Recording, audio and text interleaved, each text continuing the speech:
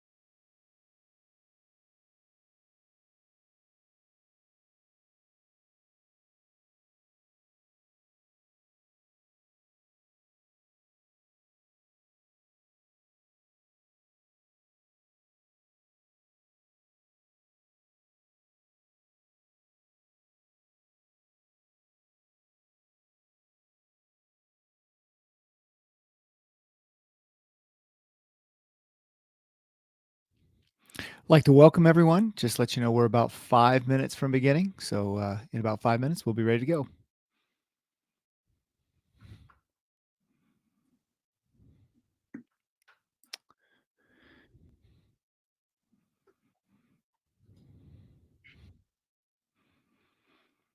Okay. Kate, looks like you're on. I am here. Can you hear me? I can hear you. I can see you. Yes. Success again. And we are also live on YouTube right now. Awesome. Wonderful. on our channel. So fun. Yeah, got about 30, 40 people on right now Okay, good. already. Yep. I like all those early people. We'll start in a couple minutes. Let's see. We're very happy that you're joining us wherever you're joining us from. And oh, Sharon says they can't hear me. Maybe refresh. There was like a refresh problem or not problem, but maybe see if that works. Solution, sure. If anyone else, Sean, can you hear me? Okay, Yep. good. Dennis can hear you. Okay. All right, cool. All right. Thank you. All right, thank you guys. We're very happy that you're here, and we have a fun session today. We have a fun session for everyone. While we're kind of waiting, we just have a couple more minutes. We're going to get started right on time. Yeah, but while we're getting started, why doesn't everyone share? I'm very curious to know, what is one daily habit that keeps you energized? So what is one daily habit that you have that you just really love? Maybe it's something you've always done for years, or maybe it's something that you just started doing since quarantine. It's helping you. So let us know, what is your one day meditation? Team huddle meditation. Again, if you can't hear, just refresh your browser. I think it'll work. Walking the dog, taking a walk, coffee. Hey, that's a good one. So Tony, the one routine that I actually started doing. So years ago, I was gifted the book. The Artist's Way by Julia Cameron, and I never read it, but I've always heard of her morning pages. She talks about these morning pages, which is essentially the very first thing you do in the morning before you've had any time to think, coffee, anything. You just write. And she says to write like 3 pages. And so That's a good idea. on April 1st, so today is what, April 22nd. So for 22 days, I have woken up, literally just rolled over. I have my journal right on my my nightstand, and I just write. In fact, my hand is still not even awake yet. I'm like, the handwriting is horrendous, but it is a really awesome exercise to just free flow that way. Sure. Yep. Download things. Is that jujitsu? Bijitsu. Christina? Ooh, Awesome. that's like a new form of jujitsu. It is, yeah. Espresso and coffee are definitely routines. So for those that are just jumping on, we're going to get started in 2 minutes, but we want to hear from you. We want to hear, what is a morning routine that you have that you, exercise, always a good one. Oh, Ricky's on. Hi, Ricky. Tony, what's your morning routine? It's funny. There's several. I always like to work out in the morning, but one small thing, this sounds really goofy, but do you know when if you ever watch a gymnast, when they land a dismount, and they always do that, they put their hands out, it's to show the judges they have balance. So the one thing that helps me get out of bed is the moment I get up or the alarm goes off, usually I'm a little bit, is I jump out of bed and go. So I'm ready for the day. Yes. A visual nobody needed, but oh my gosh, that's so awesome. That's so great. All right, so we're getting a couple comments of people that can't hear. So Brooke, can you give us a little thumbs up if you can hear Tony and myself? We do know that for some people, they have to just refresh their page. Yep.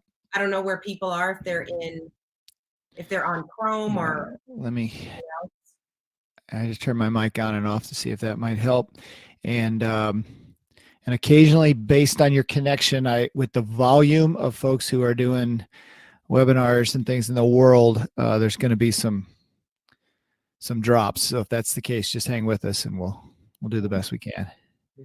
And then also, we are streaming this live on YouTube, so there is an opportunity to also go over onto that channel. Maybe it's a platform issue.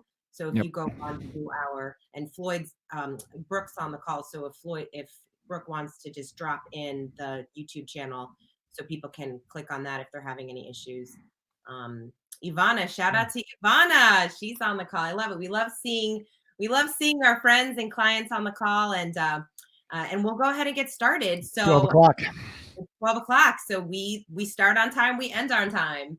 All right. So thank you all so much for joining us this afternoon. We're so glad that you're here.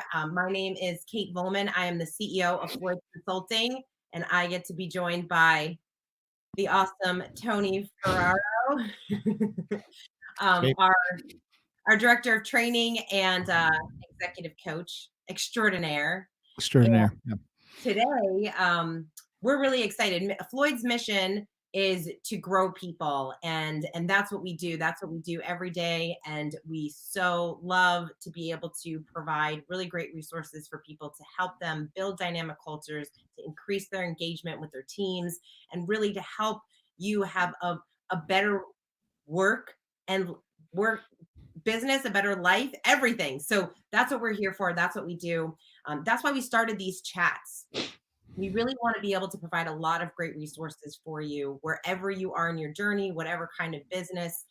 Most of the people that are on here have most likely read much of Matthew's work. So the Culture Solution, Dream Manager. In fact, type in the comments if you have read the Culture Solution. We want to know. We want to hear from you. Again, most of you probably have. And so what we're really doing with these conversations are taking the Culture Solution, the awesome book, The Culture Solution, which you should have read and read again. And we're kind of diving in every week to one of the 6 principles. So we did do a webinar a few weeks ago, and that goes over everything in the book, all 6 principles. We kind of lay everything out in just kind of an overview of the book and some of the strategies. And now we're going to dive in a little bit deeper to one specific strategy every week. And the team and I have been kind of working on the back end on some ways that we can really improve the engagement of these calls and provide as much value to you as you can. So we hope that you like these, and we want to hear your feedback.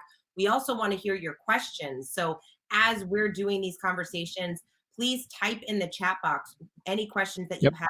What are you dealing with? What are you going through? We want to be able to answer those questions, whether on the call today live or whether after the call when we're able to connect with you. And it'll help us because we're having some other input we're asking for. If you have a question, if you put a question mark in front of your question, type it, and then we can do it a little later. We're actually gonna have a moderator, and it's gonna help a little bit too. So if you put a question mark in front of your question, then we can go back and scroll through them to answer them at the end if we need to. So. Awesome. And if we don't get to them, we will try to either answer them next week or hunt you down and give you an answer in some way. We know where to find you. All right. So today we are focusing on principle number 3, which is overcommunicate the plan. Overcommunicate the plan. This is, well, you know, it's so funny. I always say this one's my favorite one, but they're all my favorite ones. So I really have to put up. I'm going to go ahead and put up real quick if folks want to download basically you can download sorry to interrupt you, Kate. I just want to get this. You can download this sheet to help you follow through each of these. So I'm going to go ahead and put that up as an offer.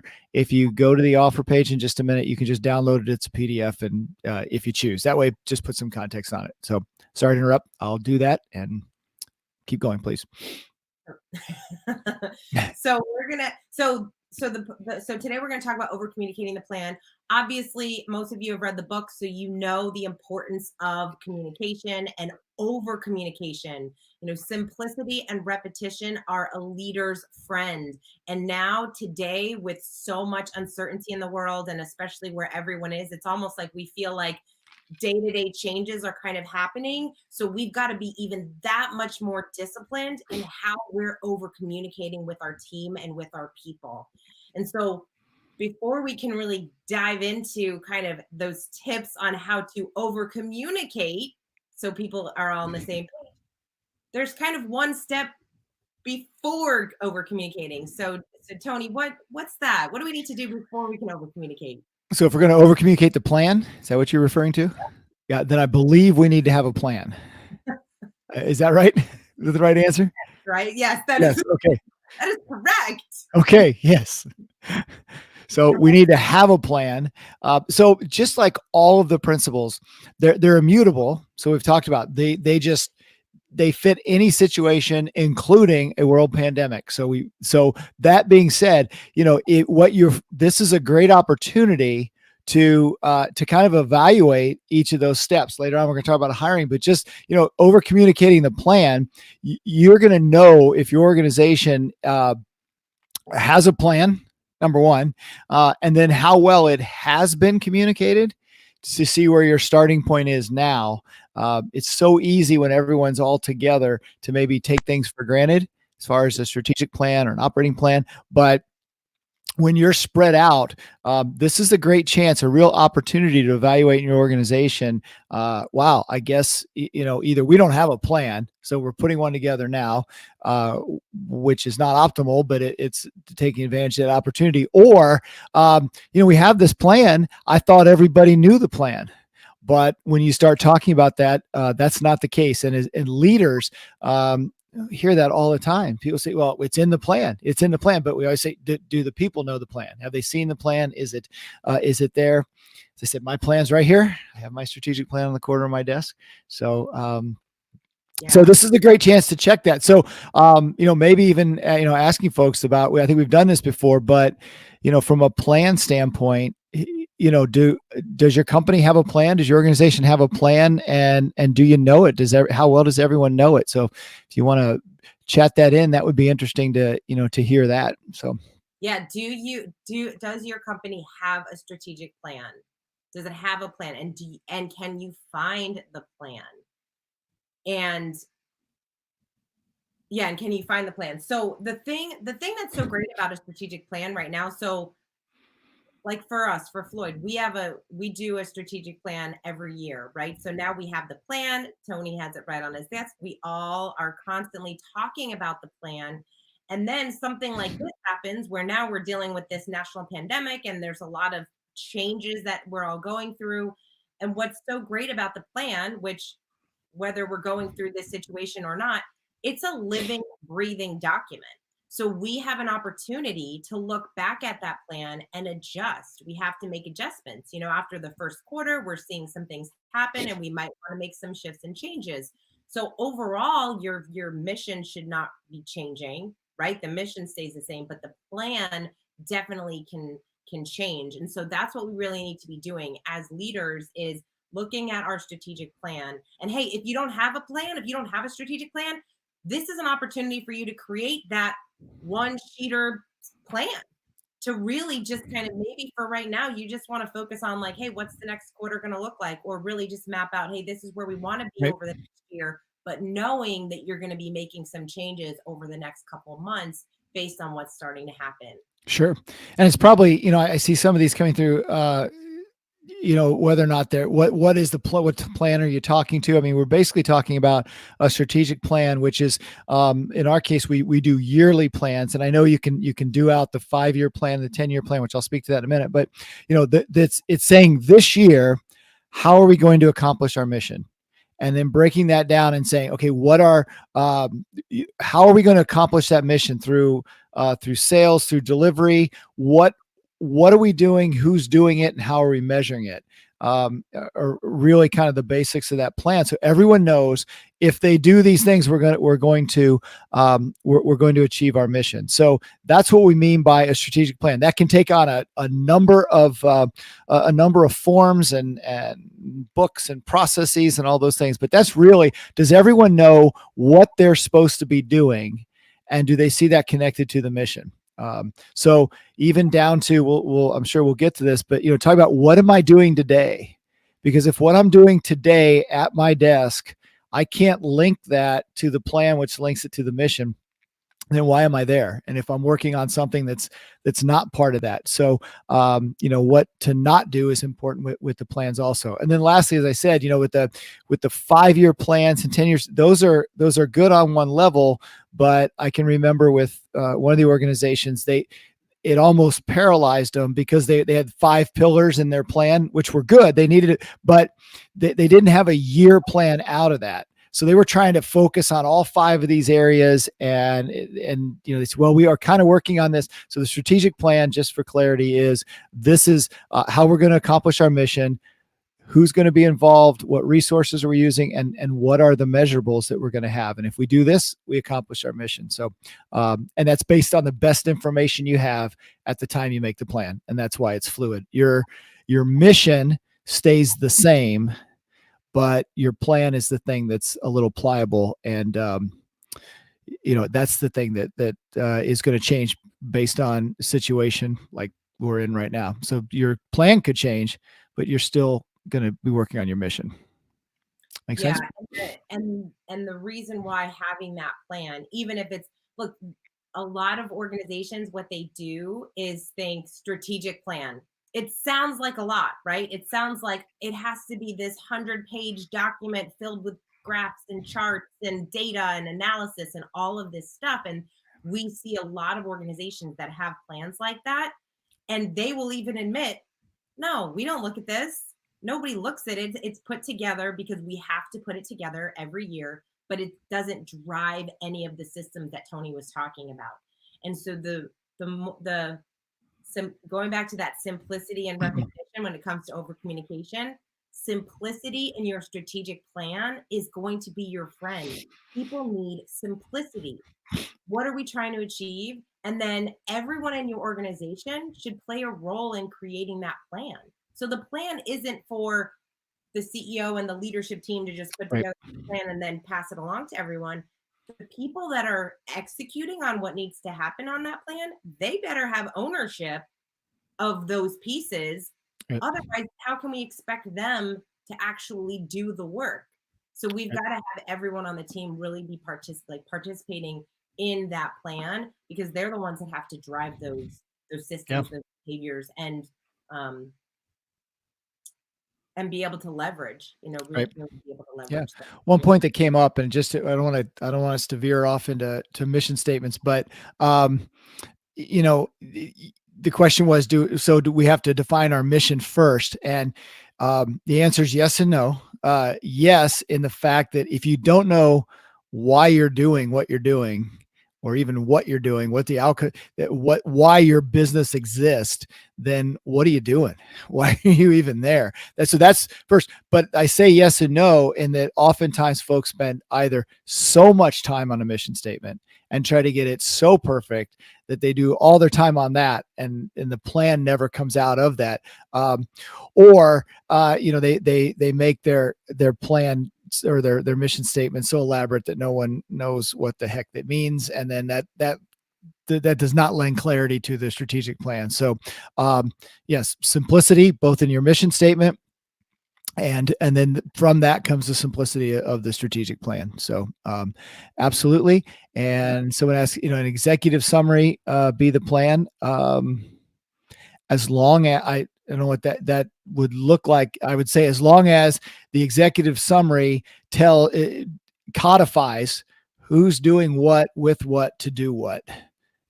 So that really has to be spelled out. I just can't emphasize that enough. Like in the areas I work with, I know where I'm trying to reach, and then the activities I'm going to do with the best information I have to reach those ends specifically. And so what gets measured gets managed. Yep. So if that executive summary has to lay out what it is, like the revenue goals, the people goals, what are all those goals that you're actually trying to reach? And then that allows us to then identify those leading indicators and lagging indicators, right? Like that's what we have to focus on when we're looking at a strategic plan. The only way we're going to know if we're going to get to the other side after 6 months, after a year, if we're focused on the leading indicators instead of, oh my gosh, it's been a year and we didn't get close. Right. We've got to have a system set up so that we're kind of navigating quarter by quarter. Are we almost there? What do we need to do? What's working? What's not? And to kind of go back to Tony, what you were saying, it reminded me of that phrase, just done is better than perfect. We are so many of us just want to get to that perfect. And we've got to sometimes just be okay with, hey, Yep. This is the mission. If you don't have a mission yet, it like you probably do have a mission. It just might not Yep. be clearly, succinctly written out. But so get Right. it down, and then just kind of work your way through it. But done is better than perfect. Same thing with the strategic plan. That's why knowing that it's a living document that can be changed, it's a lot less stress on you, because you're thinking, yeah, I can redo this and reprint it. It's Yep. not a big Yep. deal. So And the power of no, meaning that there are so many great things you can do in your company to be able to say, that's, Steve Jobs said, I believe I'm going to totally butcher this, but basically said he's more proud of the 10,000 things they didn't do yes. than creating I think it was the iPod at that point. Yeah. You're going to get, we could do this, we could do this, we could do this. And sometimes that's valuable, but more often than not, it's the ability to say no and stick to the, and stick to your plan. How you achieve the plan, techniques, and looking at markets. That's what we're talking about today. That is fluid, but you can just find yourself, and we do it all the time. We have to catch ourselves up. We could do this, and we could do these ads, and we could do this, and yeah, we could do all those, and those would be great, and those would be cool and fun, and may actually, I don't want to be sarcastic, they may actually add value, but they're not. If they're not focused on one of those objectives in the plan, then you probably shouldn't be doing them. So the power to know, and I know that personally, is really important. Am I working on? Then that goes down to the individual person. Am I working on the things that are going to help me achieve the plan? So, ooh, yeah, because there is no lack of ideas out there. There is lots of shiny objects that we love to. Yep. that we love. There's a lot of stuff that we can do, especially with technology and all the different directions that we can take the business that we could do. And so, the plan really helps you stay focused. And typically, you're at that point in the meeting when the word Facebook ads come up. So, we can do Facebook ads. Okay. Time out. Somebody go get the plan. Some new app or something, a fun thing to do is to have, and we have this at Floyd, we have those Moleskin idea journals. We've got the idea journals. And so whenever we think about, oh my gosh, we could do this, especially when your team is like continual learners, which, hey, you guys are all here on this call. Right. So you want to learn, you want to grow. We work with companies that they want to grow their people. So their people are constantly reading and learning and growing. And so, it can be overwhelming, all the stuff that we could do. So the plan helps you stay focused. So that is step number one. Have that plan. So if you do not have a plan, what we challenge you to start doing today is simplicity. Create a plan, a couple of pages. What's the mission of your organization? What is that vision? And then where do you want to be? Where do you want to be at the end of this year? Right. Or a year from now? Where do you want to be? And then start. And the situation is a great opportunity for that. Even if you wanted to, from a time period, to say, okay, between now and whatever, pick August, or where there's all this transition, this is our plan. And it takes into account all these factors that are there now. So there's an opportunity in this. So absolutely. So step one, create a plan, and then you get to overcommunicate the plan. Yep. Now, I love this so much. We'll just do a little story time. We're just going to read this real quick because it's on page 110 of the Culture Solution, right under the first of the principle of Overcommunicate the Plan. The best organizations with dynamic cultures have humility and discipline. Overcommunication takes humility because our mind tells us people will realize we've already said that, and that they will think we don't know that we already said it. At first, that may very well be the case, but over time, people will realize that you are repeating yourself with great intentionality. It may not hurt to point that out, that that you're repeating yourself. I love this because leaders have actually come to us and said, oh my gosh, I've told somebody this like 10 times and they're still not doing it. Like, what is going on? Like, what do I have to do? Like, how many more times do I need to tell them? And the answer is at least one more. More than 10, apparently. Apparently it's more than 10 at your place, right? Absolutely. You have to remember that. We've got to remember that it's the repetition is good, and that most people, and for those that have read the book, Matthew talks about that loop of like, it takes about 7 times for us to say something to someone in order for them to really grasp it, to really understand it. And so that's something that we as leaders have to be comfortable with, knowing that we're just kind of saying it over. In fact, what I think is so great when we hear from our clients is they're joking about it with each other, right? Like, Yep. they joke about the principles, they joke about, oh yeah, it's our mission is king. And, or they Yep. joke about being king. And that is when it's gotten through to them, when it's Right. like a joke around the office. Absolutely. Yeah. I know. Let's see. Someone asked, why do you think that everyone challenge, why do you think this is such a challenge everywhere? Well, it's really only a challenge in those organizations where there are people. Outside, the other organizations, no problem, but people are mostly human, as Matthew says. And I'm just going to give a real quick example, a real life example. So, I was speaking to someone, they were talking about communicating in a staff meeting. And I think they had just secured, whether it was their PPP or whatever it was, to extend everybody's work. And so a meeting, and they said, look, we've secured enough funding to keep everybody going for, I think it was 12 weeks. And the person communicated, they said, we were kind of surprised that there wasn't this big round of applause, and, people were, yeah, you're the greatest, and da, da, da. And so I just kind of off the cuff mentioned that, realize that when you said, we've secured payroll for 12 weeks during this, what some people heard was, I'm screwed in week 13. because people will go back to how it involves them, and they'll listen selectively. The first time you say something, there may be something going on with them that's totally removed from that communication point, and they just missed it. And sometimes that can be, really fair. Someone just got a horrible diagnosis. Something's going on in their personal life, something's going on in their business unit, whatever it is, and they're just not ready to hear it the first time you say it. And so it takes the second time or the third time or, the fourth time or fifth time to say that, because like you say, the fifth time you say something, the person says, wow, this must be important. That's the second time I've heard it. So, so realize that the people's humanity gets in the way. And that's where the humility that you read, Kate, I think makes the most sense as a leader, saying, yeah, I can be all stuck on saying, hey, when I speak, I'm E.F. Hutton. That's an old reference, but anyway, I'm E.F. Hutton. When I speak, people listen. But if they didn't, are you more interested in people listening to you at attention the first time, or are you more interested in the company succeeding? And that's where the humility comes in. As a leader, am I willing to communicate this again and again and again and again? Yeah. It's about sharing the context of the communication.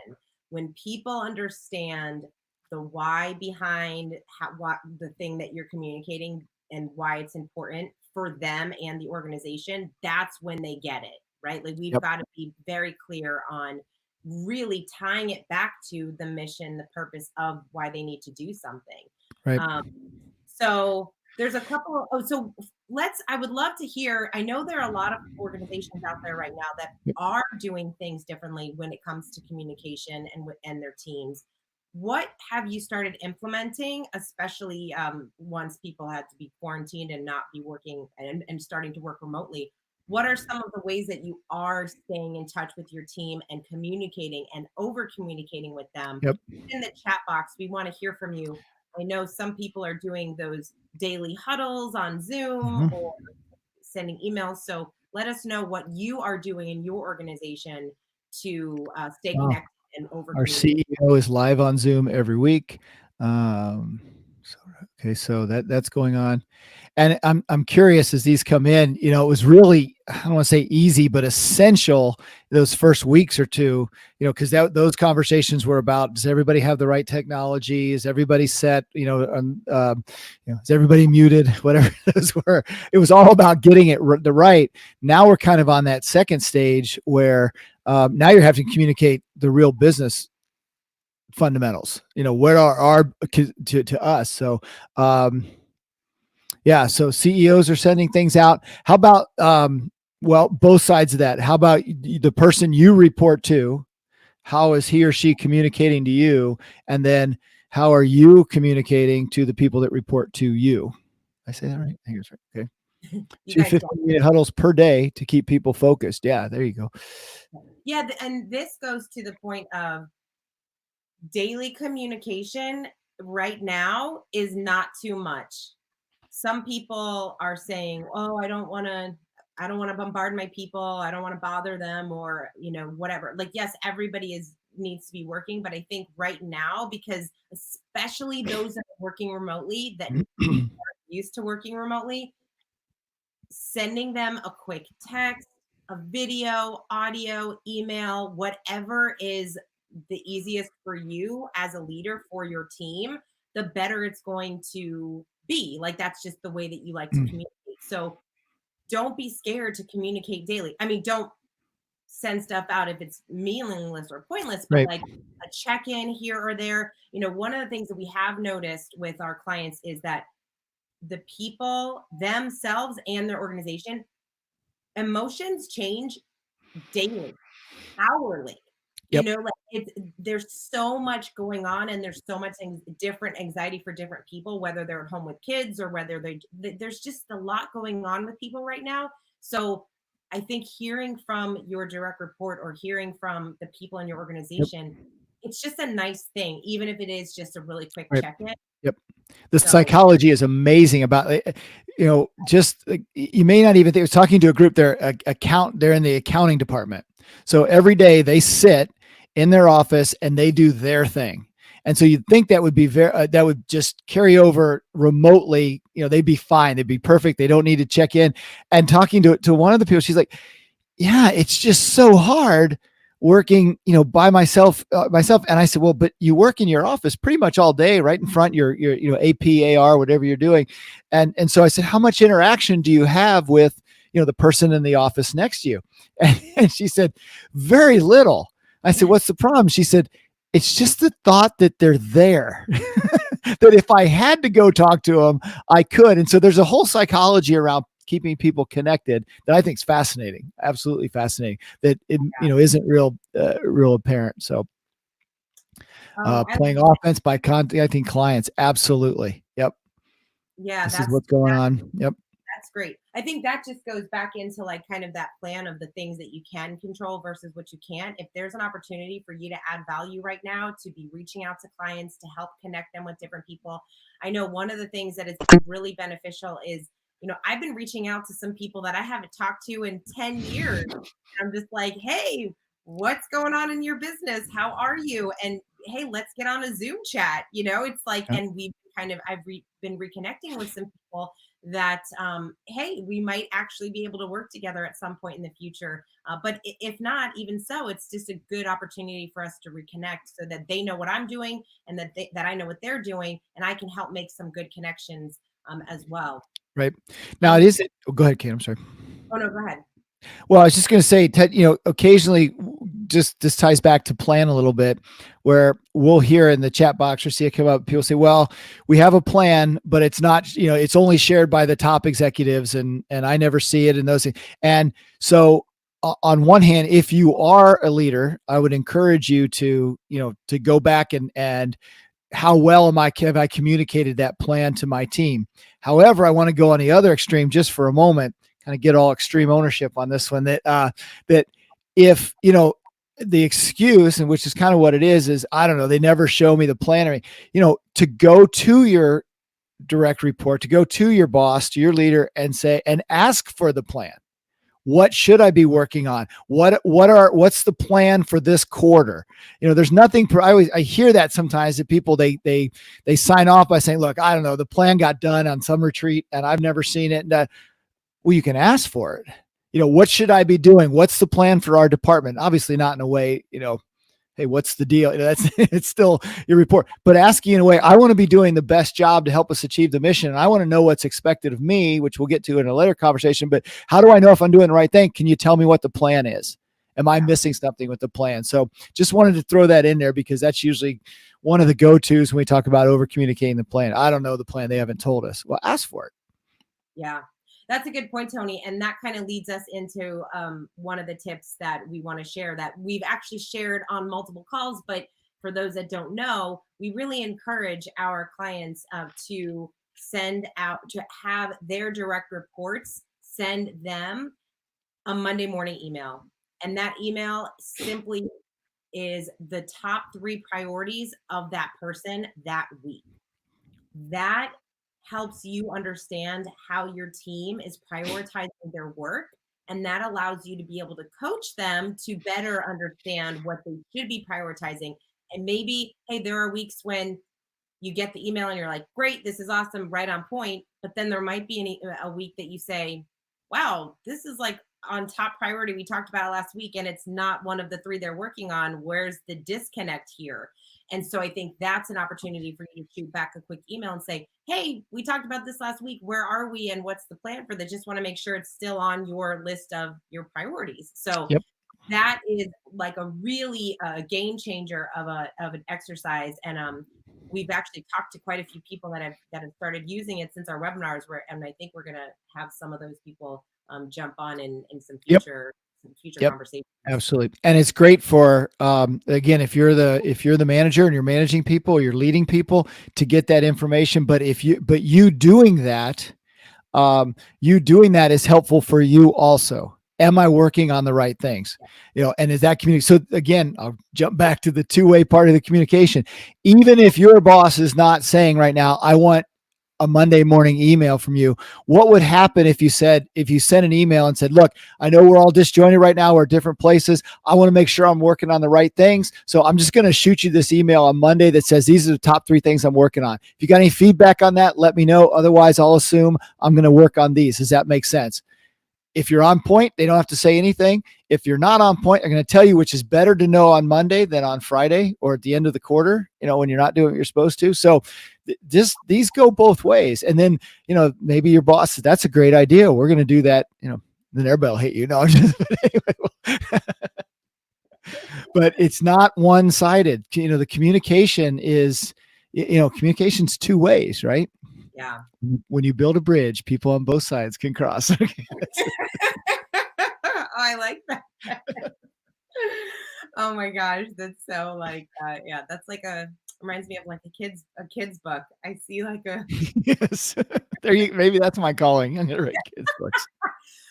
So I love this. I love what hold on, where is it? What Glenna said about kind of getting together with the team and communication. They have a weekly lunch quarantine trivia game on MS Team. So we've developed a co-bud team for the emotional side of the work to reach out to another team member and develop encouraging activities to do with them as a team. That is awesome. Yep. It's so important because the open-endedness, we've talked about this. If we said to everybody, okay, for the next 8 weeks, everyone's going to have to work remotely. And week 9, we're going to be back in the way we're doing things. I think very few people would have a problem with that.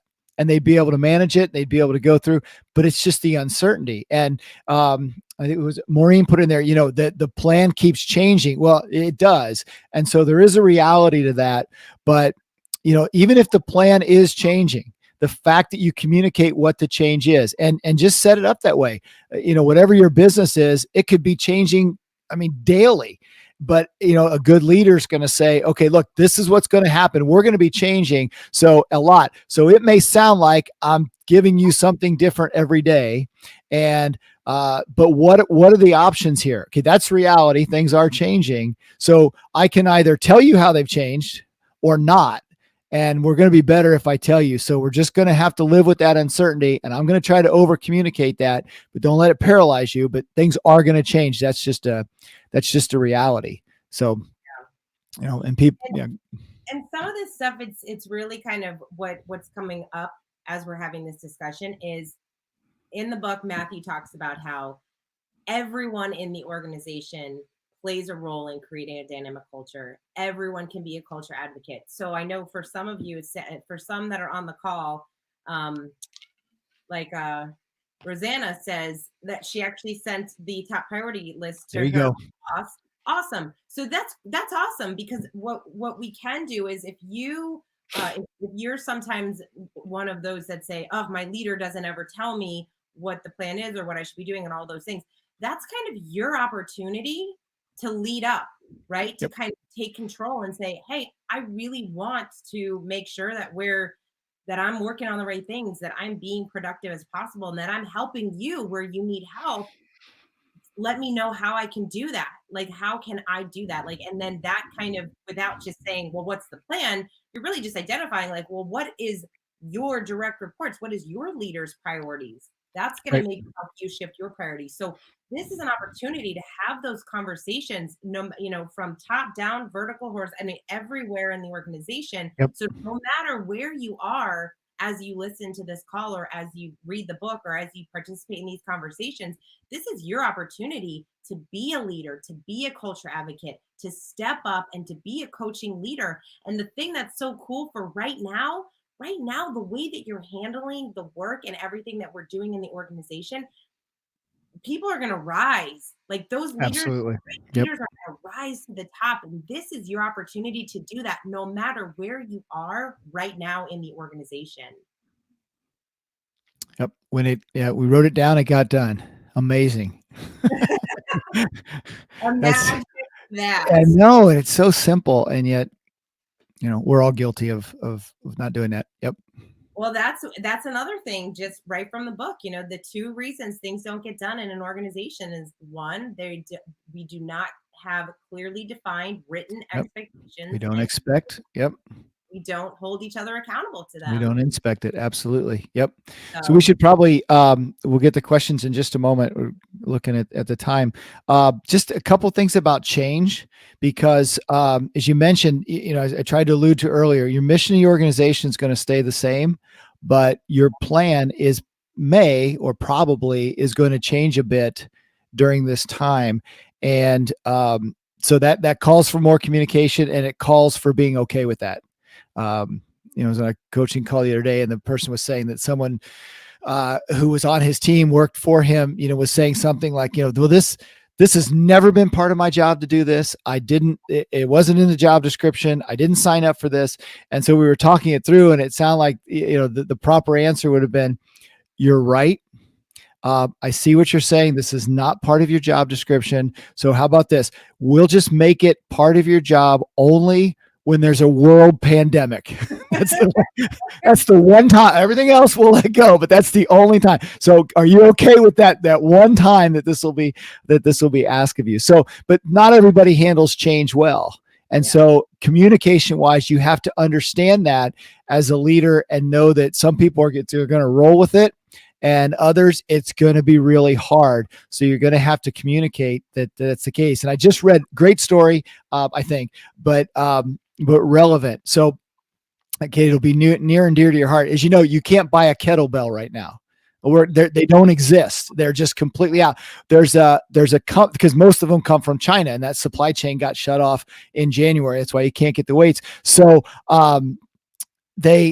there's a company, it's Cumberland, what is it, like Cumberland Foundry or something up in Rhode Island. They've taken on making kettlebells now. They can only do like 40 or 50 a day. It's this foundry. But so I was curious, or hearing this, I went up and looked at their mission statement, and in their mission, it was, we want to provide projects that help build community. Now, before, they were building the things, I think, that connect trains and, forming those things.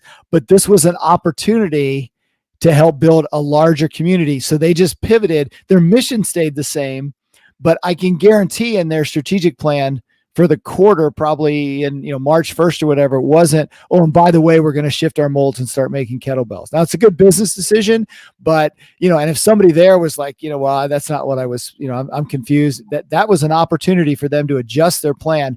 And I'm sure their CEO and the workers had to communicate. At the first time, if they just sent an email and said, oh, by the way, tomorrow we're going to start making kettlebells. Thank you. That's it. That would have been problematic. Can you imagine how many times they have to communicate why they're doing it and what the long-term plan is and all those sorts of things for doing that. So I just thought that was a neat opportunity that wouldn't have come up if we weren't in the time that we are. So yeah, interesting. All right, yep. Cool. So yeah, it's very fascinating to see how a lot of companies are shifting and changing, and for some for the better, and it's kind of exciting to Yep. see and inspiring too. If anybody has any questions, please just type in the chat box, put a little question mark before and after so that we can make sure that we see those. And we also want to ask, what are you guys finding these valuable? Just Yep. put in the chat, do you find this valuable? Is this information that you can use? We want to continue to deliver these to you, but only if we want to make sure we're Right. providing value. We want to make sure that we're giving you what you need that will really help you along your way Yep. and on this journey. So type in the chat box and let us know, yes or no, if these are helpful and you want to continue to hear from us. um, and if This you is a voluntary activity. All right. It's not like we're going. So. Oh my gosh, I love it. Awesome. Yeah, I love that. I love Paula just said, great to have support to stay focused on mission as so many distractions. I think that even just a place to come to kind of keep your mind right and sane and clear and really we have heard from some people that said, like, we just like to know we're on the right track, that we're doing the things that we need to be doing during this time. Yep. So that's And, really that's great to hear the ones. This is valuable on a higher level, but also on practical. And that's part of it. And certainly we're just scratching the surface, of what we're doing with these things. It's once we start, when we work with a client, whether it's through training or consulting, I mean, it just exponentially goes up in helping them. So we're glad to be doing this today. And you can certainly take it and make some headway, but to really, game changing stuff when we start working together. So. I love that Dennis just said what his biggest takeaway is. If people have questions, great, ask the questions. If you don't have a question, just why don't you share with us your number one takeaway from today? We would love to hear your takeaway from today. Yep. That would be awesome. Yep.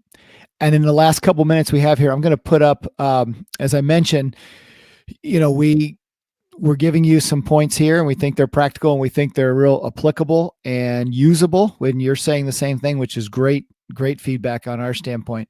But I'm also putting up in the offer part that if you'd like to speak with a Floyd coach, either for a short call to discuss it or to say, our organization really needs this, and particularly now, how can we engage each other in a formal relationship? Just click on the button that's up on the polls to speak with a coach.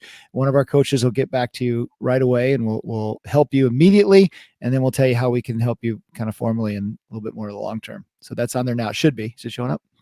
It is showing up. Man, okay, we're doing it today. We're rolling. On all fronts, we're getting better at all this. Yes. This is great.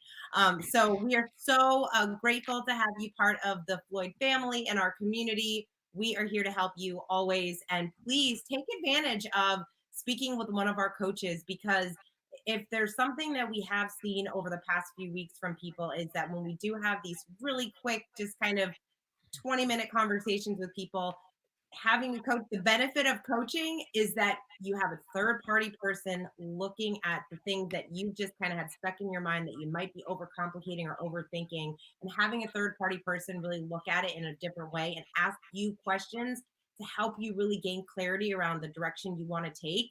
That's the benefit there. And so we really want to help some of you work, or we want to have all of you work through some of those things that you're working through. So take advantage of that call with one of our coaches, and we want to help provide that value to you today and always. Again, Yep. we do this all year. This isn't a new thing for us. We're doing this always. So. Yep. And so we'll be sending out the link again next week for the next week's conversation. And again, we have a special surprise next week. We're going to try to actually have some folks who are, if you're chatting right now, they're exactly where you are, and they've taken one or two things, and we're going to bring them on live. We'll see if that works. And then so that's going to happen. And so we'll look forward to to seeing everybody again next week. I'm not sure. We'll let you know what we're going to talk about next week, but we'll definitely recap. And our plan, I think, is to talk to folks and who have been able to implement something on the previous week's topic and bring them on to just kind of recap that at the beginning. So that'll be what's called a segment. We're going to start having segments on this. Yes, Oh my gosh. It's a whole thing. It's going to be a whole it is. Yep. And you should get an email about the replay also if you want to replay this, because this is great TV right here. So